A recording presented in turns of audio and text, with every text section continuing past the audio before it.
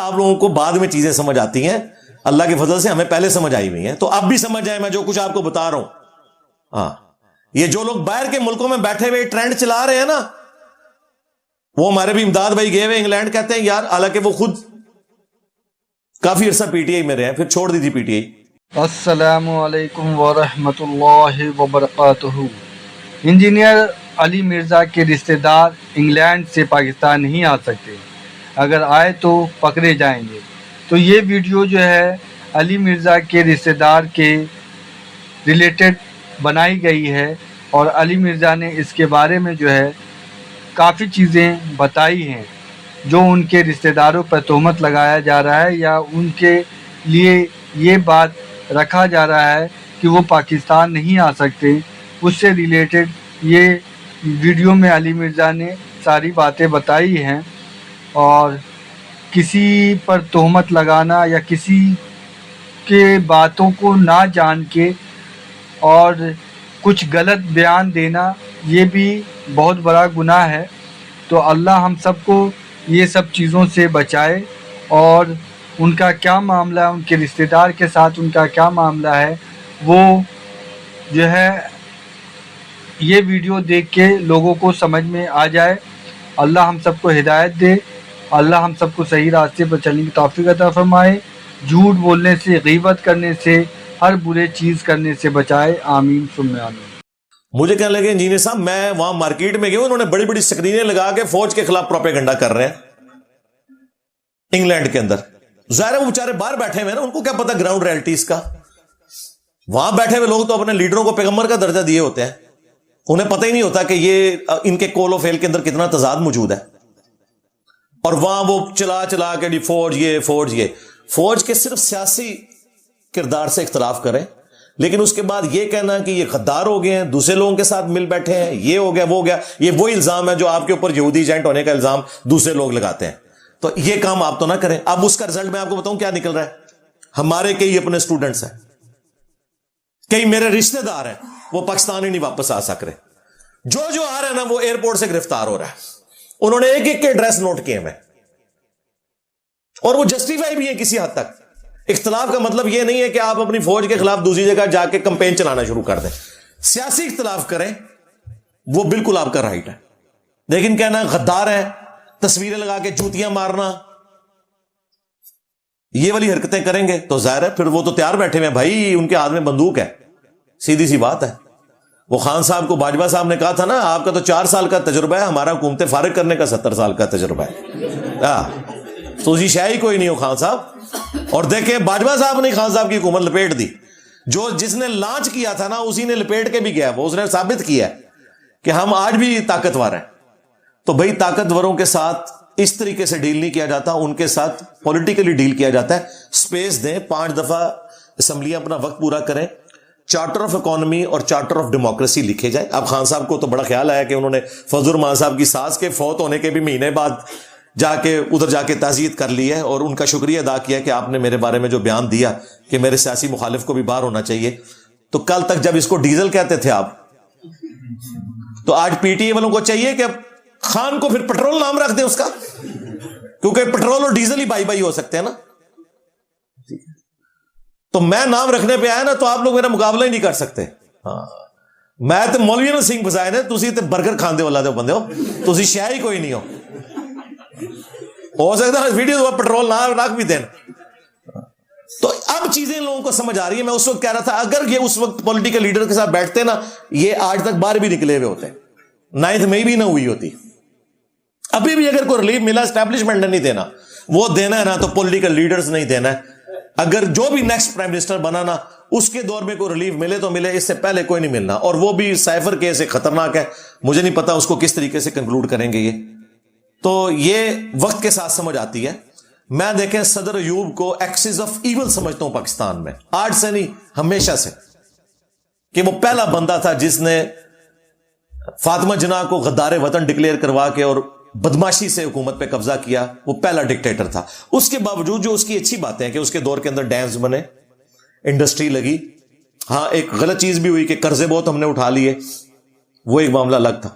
تو جو پازیٹیو چیز ہے اس کی مانتے ہیں ہم۔ ضیاء الحق ڈکٹیٹر ہمارے ملک کے اندر یہ سارا کلاشنکوف کلچر، ہیروئن، سنی شیعہ فسادات، قتل و غارت کا بانی، غلط پالیسیز اس کی کہ جو اس نے رشیا کے ساتھ پھڈا لیا اور امریکہ کے ساتھ دوستی اپنی بڑھائی، ان تمام چیزوں کے باوجود اس کی ایک پازیٹو چیز تھی کہ اس نے جو بھٹو صاحب نے پاکستان کا اٹامک والا معاملہ شروع کیا تھا، یہ بھٹو صاحب کی بہت بڑی کنٹریبیوشن ہے، ڈاکٹر عبد القدیر کو انہوں نے بلوایا تھا، لیکن ان کی زندگی میں مکمل نہیں ہوا۔ اس کو منطقی انجام تک پہنچایا ہے تو ضیاء الحق نے پہنچایا، یہ اس کا کریڈٹ ہے بھائی۔ اس کے بعد نواز شریف صاحب کو یہ کریڈٹ جاتا ہے کہ $5 ارب اس وقت آفر کیے گئے تھے، اس کے باوجود انہوں نے استقامت دکھائی اور پاکستان کو ڈکلیئرڈ نیوکلیر پاور بنایا۔ 6 دھماکے کیے، 5 اس کے جواب میں، اور 6 انہوں نے جو پہلے انڈیا نے کیا ہوا تھا نا کئی سال پہلے، اس کے جواب میں 6 پورے کیے، یہ ان کو کریڈٹ جاتا ہے۔ موٹر وے بنوائی انہوں نے، آپ کے ملک کے اندر اس وقت سب لوگ بات کرتے تھے، اس وقت 35 ارب کی موٹر وے بنی تھی، آج 3500 ارب کی بھی نہیں بنا کے آپ دے سکتے، اور آپ کی لائف لائن بنی ہوئی ہے، تو یہ ان کی کنٹریبیوشن ہے۔ بے نظیر بھٹو، جان پہ کھیل کے اس عورت نے میزائل ٹیکنالوجی پاکستان کے لیے لی ہے۔ وہ آپ ذرا ہمارے جو بھائی ہیں نا فیصل وڑائچ، جو دیکھو سنو جانو والا چینل چلاتے ہیں، اس میں ذرا دیکھیں کس طریقے سے یہ ٹیکنالوجی پاکستان نے حاصل کی ہے، اس میں سب سے بڑا کریڈٹ جو ہے نا وہ بے نظیر بھٹو کا ہے۔ ہم کسی بھی پولیٹیکل لیڈر کو غدار وطن نہیں سمجھتے، ہاں یہ ہو سکتا ہے کمپرومائز ہو جائیں اپنے کسی دنیاوی لالچ میں، وہ ایک علیحدہ معاملہ ہے، لیکن اوورآل سب نے کنٹریبیوٹ کیا۔ اس کے بعد سب سے بڑا بدماش جو تھا مشرف، میں اس سے سخت اختلاف رکھتا ہوں کہ اس نے پاکستان کو امریکہ کی جنگ میں جھونک دیا، اور اس وقت جو افغانیوں میں نفرت ہے ہمارے بارے میں مشرف کی وجہ سے، چند ڈالرز کے پیچھے اس نے ہمارا اتنا بڑا نقصان کیا، ہمارے فوجی شہید ہوئے، عوام شہید ہوئی، علماء شہید ہوئے، دشمنیاں بن گئی 2 ملکوں کے درمیان جو دونوں مسلمان تھے۔ اس کے باوجود ایک اس کے کریڈٹ میں چیز ہے، نیسکوم کا ادارہ اس نے بنایا، میزائل ٹیکنالوجی جو بے نظیر بھٹو نے صرف شروع کی تھی، اس کو ایپیکس تک پہنچایا مشرف صاحب نے، اور یہ وہ دور تھا جب میں بھی انہی اداروں میں سے ایک ادارے میں جاب کرتا تھا، اس لیے مجھے فرسٹ ہینڈ نالج ہے اس حوالے سے۔ اس لحاظ سے مشرف صاحب کی بہت بڑی کنٹریبیوشن ہے۔ اس کے بعد آگے زرداری صاحب کی گورنمنٹ آ گئی، اپنی تمام کمزوریوں کے باوجود 5 سال وہ بجلی نہیں پوری کر سکے، لوڈ شیڈنگ 8-9 گھنٹے تک چلی گئی، لیکن ایک ان کی خوبی تھی، بے نظیر کی شہادت کے بعد انہوں نے بجائے کوئی فتنہ کھڑا کرنے کے، 9 مئی کروانے کے، انہوں نے معاملات کو سیٹل کیا۔ گرچہ 3 دن جو کچھ ہوا وہ ہوا، لیکن بعد میں انہوں نے اپنے معاملات کو سیٹل کیا اور بے نظیر انکم سپورٹ پروگرام شروع کیا۔ یہ بہت اچھا پروگرام جس کو پوری دنیا نے مانا، اور اس پروگرام کو پھر بعد والی حکومتوں نے بھی چلایا، یہ بہت بڑی کنٹریبیوشن ہے۔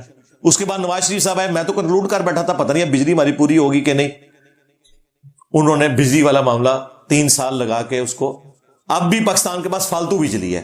وہ آئی پی بیز والا جو چکر ہوا ہے نا، وہ ایک علیحدہ چکر ہے، وہ اس کے ساتھ سی پیک نے کمپلیٹ ہونا تھا۔